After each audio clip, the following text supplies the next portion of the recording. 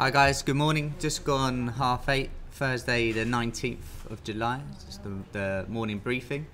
Before we get on to what happened yesterday, overnight, and the possibilities of what could happen today, I just think I'd like to speak on behalf of everyone where we say good luck and hopefully very soon congratulations to Director here at Amplify, Anthony Chung, who is currently, as of about 6 hours ago, in the hospital with his wife. So everyone here, to you, Anthony, I know you'll be watching. Good luck, and I'm sure it's just a matter of time before your soon-to-be daughter has her own Twitter handle, and I very much eagerly await her first ever tweet. But congratulations as soon as it arrives.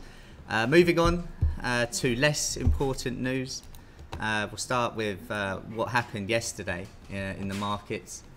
If I just drag this chart into picture, 1 second. So started the day yesterday with the news coming out of the UK that the inflation numbers were worse than expected, as if it can't really get any worse with the situation in the UK at the moment. You can see here the inflation rate year on year 2.4, been the same for the last 3 months, but still, as you can see from the chart here, the lowest it has been for, well, exactly a year. So it's not getting too rosy, and the core inflation slipping below 2% for the first time in a while, 1.9%. So if we have a look at the reaction that came through on the charts at 9:30, you can see sharp down tick there through yesterday's low, broke the S1. It was a trade where you had to sort of be in from the get-go. The pullback that you can see to almost the low of Tuesday worked quite well in the continuation, but that number weaker than expected, and the market duly sold the pound here against the dollar and other pairs as well. Elsewhere, we also had some data out of the US. Now, usually it's not really a market mover as such, the housing starts or building permits, but both came in much well weaker than expected. Housing starts in particular, minus 12%. Usually doesn't really grab my attention. You can see just from looking at the chart of the last, well, sort of 4 years, a very volatile reading, sometimes better, sometimes worse, much like retail sales, which we actually have coming out of the UK in, well, just under an hour. But the worst reading for a couple of years.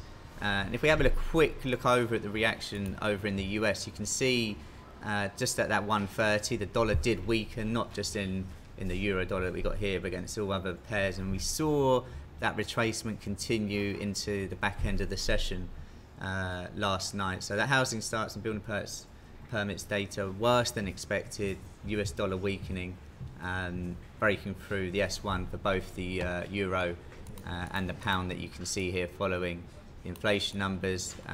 Didn't quite eaten back into all of the move down, but just something to bear in mind, those numbers for the next reading that does come out. Also yesterday we had the oil numbers. You can see here, if I just move the screen, off first glance you've got to imagine that it would have been a bearish report. You can see there's the reaction from the DOE release, so starting around sort of 66, 60 on the futures, ending up at 68 late last night. But if we just go back, you can see while crude was a big build of 5.8, what really stood out was the gasoline draw. And if I switch over to well, the gasoline chart, you can see straight away from that half free, we just pushed on, and it helped to drag crude oil higher as well. The first red candle you see at half free on the bigger build than expected, and then you see gasoline driving price higher there. So one to bear in mind. Later this afternoon we'll run through the charts for the day later on towards the back end of the briefing about where price could go or not. I think in general crude oil is a tricky one at the moment. You've got technical analysts believing we're on our way back down to low 60s, and other people focusing on a matter of time before we get back up to those highs, and then potentially test $80 as well. So those were the moves last night off data. We had a couple of earnings out of the US which were better than expected. Nasdaq in particular, the focus of many people at the moment, making new all-time high after new all-time high. And we did yesterday, but really early on in the session. So come cash open, a bit of a negative 2:30 UK time cash open here, where we moved down in not just the Nasdaq but S&P and Dow Jones, only to find support at, in this case, the pivot was quite an interesting level from previous as well. And the Nasdaq, the S&P just before the pivot, but again quite an interesting area of support just below that pivot, and the Dow Jones very similar as well. So those markets working in excellent correlation, finding support there before pushing higher into the close. Equities this morning, we'll run through the sort of stories that are driving the markets for now, are just coming under a bit of pressure. So if I just switch over to the chart as we are trading now, you can see we're just near enough the lows of the day here in the Dow Jones, S&P sort of following suit, and the DAX having actually pushed higher, initially making a new high for the day, also under a bit of pressure as trade war talks come back into play. Kudlow, sorry, I'm not a big fan of tariffs. We can't allow China to steal our technology. Told CNBC, worth having a little listen of this video. I'll post it in the chat in time. But he told CNBC that President Xi Jinping does not want to make a deal. So talks stalling. And again, it doesn't take much for the sentiment of these trade talks to reignite, and understandably, just on the sort of the market psychology, equities coming under a bit of pressure. My personal view is it is a load of rubbish, and it's just a short-term potential downside before we then push a bit higher. Just actually recently, probably about 10 minutes ago, comments coming out from China that the Kudlow accusations were shocking and outrageous. So a bit of tit for tat, as you would expect. It's just going to continue and continue. The sort of the headlines in the market this morning, I always like coming in on my way to work, just having a quick look over Twitter. There's another shout out for you there, Anthony, Mr. Twitter himself, having a look over what the headlines are saying, and it was very much sort of stocks losing momentum. The Asian session just seeing stocks just come towards their lower level. So sentiment this morning very much so on the trade war talk. So comments, listening out for that going forward, will be the sort of the main driver stock wise.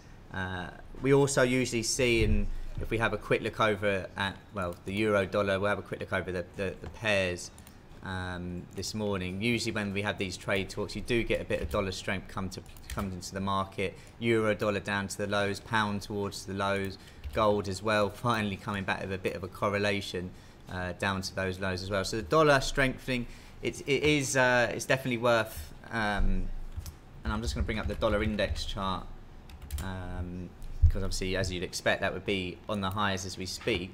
But it's worth keeping an eye on the dollar index throughout the day, perhaps more so now than recent times, just because of the 95 level. So we're just currently above that now, having pushed through in the last sort of 30 minutes or so. But quite an important level, as you can see, if I just drag this chart back to 2017, had some resistance here, and actually, you know, previously been quite good either support or resistance in previous times. So can we get an extended push above the 95? I think that if that is the case, the dollar across the board is going to strengthen.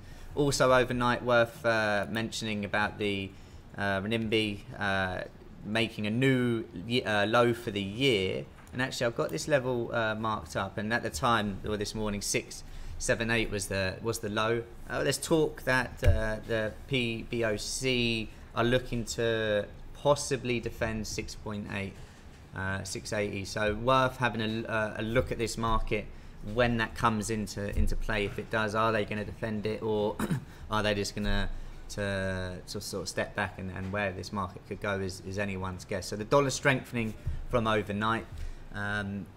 Always tricky if you're just sort of coming into the market to sort of go with the flow when it's already near the lows of the day. But sentiment wise, trade war talks, if anything, you've got to have a sort of negative bias for equities for now, unless the market tells you otherwise. And looking at dollar strength, either that be on a retracement for it to go higher, or looking at a bit of momentum in pushing through the lows. Another market worth talking about from last night, I'm just going to bring it into the picture, is the Aussie dollar. So overnight we had some jobs numbers out which were better than expected over in Australia. So switch over again to the calendar, you can see employment change there, quite a bit more than the sort of 17,000 expected.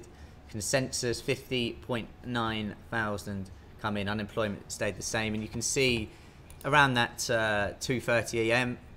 big push higher, making a new high for the week for the Aussie dollar. But with the sort of the talks coming through about the trade war, dollar strengthening back above 95, is now hit a low for the day. So for those that possibly are interested in seeing a bit of reversal with some positive news out of Australia, it might be that this is the market that offers a chance for that reversal to take place. S1 on the futures and the spot market look quite good, with the high that we had from 10:30, sort of the pullback in S1 yesterday, albeit the dollar just slowing down a bit, having pushed through its pivot. Just one to bear in mind going forward. So Aussie jobs number better than expected. Trade war talks to sort of stalled, meaning that sentiment to be to the downside for now. So just having a quick look over the markets as we stand. Having mentioned that dollar strength, you've got commodities coming under a bit of pressure. Oil looking to perhaps erase some of those gains yesterday, really driven from the gasoline. So when trading oil, always a good idea to have the gasoline chart up in correlation, but we're just coming under a bit of pressure here around that pivot. Gold extending its losses of recent time, not far away from the S2. I do feel there'll be a longer term long coming up, but for now sentiment definitely to the downside for that pair. Euro dollar with the S1 in touch and distance, same as the pound, worth keeping an eye on, and the DAX and US equities relatively near their lows for now. Other sort of headlines in the markets, you can see if I just transition the chart. So here on Bloomberg, May set to catch a summer break after months of Brexit crisis. So almost a half positive story for once coming through, but then you just look down and you can see it doesn't last too long. Pound may relive June 2016 nightmare if no Brexit deal is clinched. So it won't be long until those negative stories do come back, and the dollar not helping the sort of the FX rate there at all, as it has continued to make new low after new low for now as well. Having a look over at the calendar for today, let me just zoom in. We do, as mentioned, have some retail sales data coming out at 9:30. I talked about the housing starts and building permits being quite volatile numbers. Retail sales very much the same. So you've got the month-on-month, year-on-year figures for both just the flat retail sales and ex-fuel. So that will be something to focus on. If we have a quick look over at those figures here on trading economics, the month-on-month number just, it doesn't have a chart for that one, so we'll go retail sales month-on-month. You can just see how volatile that reading can be. But with the sort of the decent weather, you may see perhaps a beat of expectations. As usual, worth having a look at the pound in the build-up to 9:30 to sort of get an indication whether it is going to be better or worse than expected. But the sort of the move down now very much dollar related, so I wouldn't really read too much into it for now. Much more so the first sort of 10 minutes in the build up to 9:30. Going out into the latter part of the day, 1:30 initial jobless claims. It's not going to move the market unless wildly out of line. Having a look there at the low end of the high end of the range, 214 to 230, quite small range, but really you want to be looking more at a multi-year high or low to get any sort of reaction from that. Philly Fed index, business index at the same time, so that's going to take prevalence over the jobless claims number, along with the sort of the opens and cash open to sort of drive the market. Before having a few speakers out in the afternoon, and we got a couple of earnings. So earnings out this week, obviously leading on from yesterday. Morgan Stanley's ones were better than expected. Help by the end of the day, you know, the journos can say this is the reason why equity markets continue to go higher. Whether that really is the case or not remains to be seen. But worth having a look at this this chart here. So most S&P 500 stocks report results in the 4 weeks starting the 13th of July. So that being this Monday, but only 4% this week. So in terms of earnings to drive the market, oh, let me just transition that chart. In terms of earnings to drive the market, it's not going to really be from this week or really next week, just the 18%. But the week beginning the 27th, so what's that? Not next week, the week after, 40%. So by August the 3rd, 87% of the S&P 500 equity cap will be reported. So earnings wise to drive the market, that's more 2 weeks away. Obviously you want to be aware of what is coming out today and each day, but that's really going to be the week to be aware of. Another chart which I found quite interesting just on Twitter today, here you've got the market cap of the top 5 S&P 500 companies, and it is just incredible, isn't it? Apple, Amazon, Alphabet, Microsoft and Facebook just, you know, taking the mick really. So while of course you can see, if you were to zoom in very quickly, all the other companies, it's all about those, and it's all about the FANGs. They're moving the market. You know, I was speaking to someone yesterday about their view on equities. They think that we obviously shouldn't be anywhere near where we are, but it's all about these stocks. You know, if they start to come down, you know, it could well be that we look to get back towards those sort of February lows. But for now, these stocks making new all-time highs after new all-time highs. Anthony mentioned it yesterday about the buy the dippers in Netflix, and I'm sure given an opportunity for a dip again in any of these markets on the screen now, you will get a lot of appetite to continue driving these markets higher. Every now and again we are going to have the trade war talks come into play. That's, you know, been the case really since the beginning of the year, and of course that can sort of have a drag down on equities in general as well. But it just seems for now that these markets do want to go a bit higher. Will be interesting again, just going back to that earnings release on the 27th that week, to see how that sort of goes down, but very much focus to see what equities do in the afternoon. I think following these sort of trade war talks that are stalling. Having a quick look over at the charts for the day, where would we stand? What could be the possible opportunities? Having a look over to start with euro dollar. That S1, you can also say yesterday's low is a sort of an area, has held quite well. I would favour this to continue. You know, last week we had dollar strength in the morning, recovery in the afternoon. You could half say that happened yesterday, albeit helped by a bit of the weaker dollar data releases at 1:30. If we have a look at potential resistance points, you know, the pivot looks really nice. You have a bit of support that we broke through from yesterday evening as well in the sort of meantime that could act as resistance. Shorter term resistance here that we did push down over the last sort of half an hour. If we do push to make a new low, you're going to have to put those charts on a longer time frame, and you really are going back to levels from last year to see where we could perhaps find support or look for profit targets. So favouring the downside for the dollar pairs unless comments were to come out. With the pound, obviously you've got to be attentive to any comments that do come out, Brexit related as well. Boris Johnson didn't really do much yesterday in terms of moving the market, and in correlation with the euro, it drifted higher into the back end of the session. What was the level I was waiting for all day on the futures here? You can see 130, 113, basically the low before we broke down at 9:30, has acted as a very good resistance. I wasn't in the office at 8:45, unfortunately, to take advantage of this, but has acted as a strong level for that push lower. If we do continue the trend and sentiment of the downside, I would prefer to see a bit of a retracement. I'm looking at these levels in particular, and similar for euro. The pivot I think looks quite nice if we were to make our way back up there, but very much expecting that to be later in the day. I have a quick look over at equities as well.